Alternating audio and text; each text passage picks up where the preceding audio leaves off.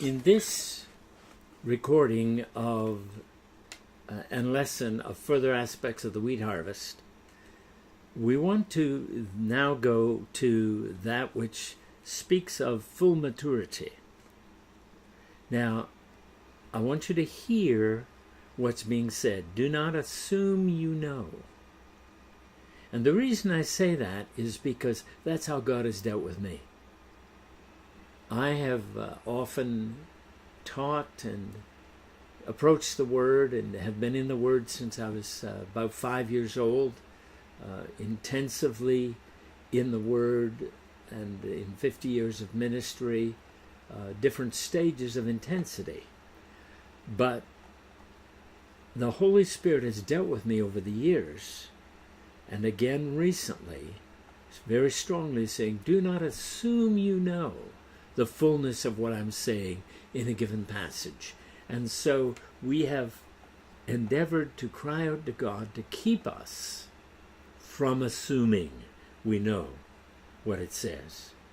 And I would encourage you that. Now remember, we're looking at the wheat harvest as two aspects of kingdom harvest. The wheat harvest is, first of all, the word of the kingdom planted in the heart. Then the wheat harvest, there's also an aspect of the wheat harvest that is the word that has grown up in a people, and those people are the seed of the kingdom, as in the second parable, the parable of the wheat and the tares. And then we're also going to look at the processing of that wheat, whether it's the word of the kingdom in me, and giving myself to it so that I become a child of the kingdom, and God then plants me somewhere in the world or in the earth in order that I might bring forth other kingdom people and other aspects of the kingdom that He has developed uniquely in me, bringing forth after my kind. Or whether He takes me and takes me through the process of making me bread, which commits me to a local assembly, and what God is doing in the type of bread, as it were, He is making in that assembly. And we'll see that later on in this series. But right now we want to talk about the mature ear, the full corn in the ear. Before we do that, we want to go back to this passage of Scripture. But if it die, it bring forth much fruit, from John 12:24. Verily, verily, I say unto you, except the corn and wheat fall into the ground and die, it abides alone. But if it die, it bringeth forth much fruit. If it die. And we talked earlier in the series before this about the seed dying and what that looks like. It's not, quote, death to self as we have been taught it. It's a totally different dimension. And I haven't got time to teach on that. I may teach on some of that after I finish this series. But right now I want to say, do not assume we know what it means in this passage by dying. Okay? And the reason I say that is Jesus is the pattern. And He died for one purpose, to bring forth much fruit, or to bring many sons unto glory. And later on we may go back and go through some series that talks about that growth process of going through to become a son brought unto glory. But right now, I want to just talk about this. We do not assume that we know what dying means in our life. We must be led by the Holy Spirit in that dying process. So let's look at the ear. In Mark 4:28, it says, first the blade and then the ear. And the ear, with the ear experience, you grow in your ability to hear. If you were to take the word hear, within the word hear is the word ear. You say, but Bill, are you stretching things? I don't think so. because our growth comes by faith. Faith comes by hearing or earing. Therefore, this relates to the ability to hear. In Psalm 94, verse 9, it says that he planted the ear. God plants my ability to hear.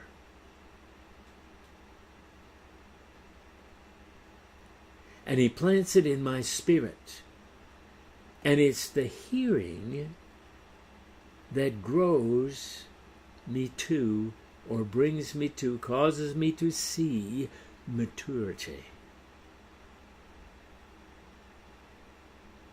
Please hear that. In Proverbs 20, verse 12, the Lord has made, or it is a creative act, the Lord has made, has created from nothing my ability to hear, or the hearing ear. There are times when the Lord has to create in us an ability to hear, especially if we presume that we know what God wants when we hear something.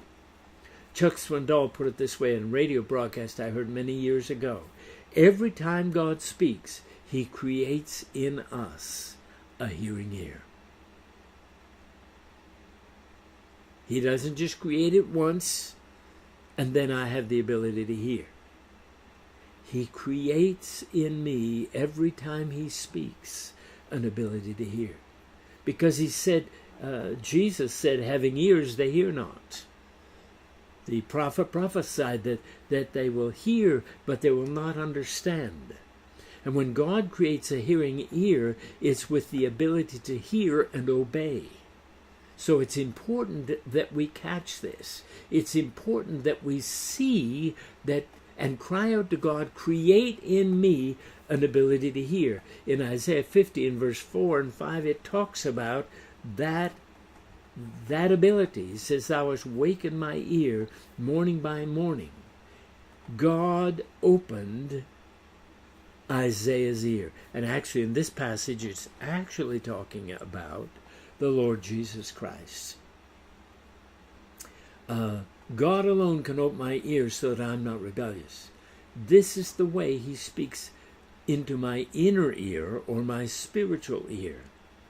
Both the ability to hear, the awakening of the ear, and the dealing with the rebellious heart, the automatic human rebellion, the automatic natural understanding that does not understand or does not want to understand.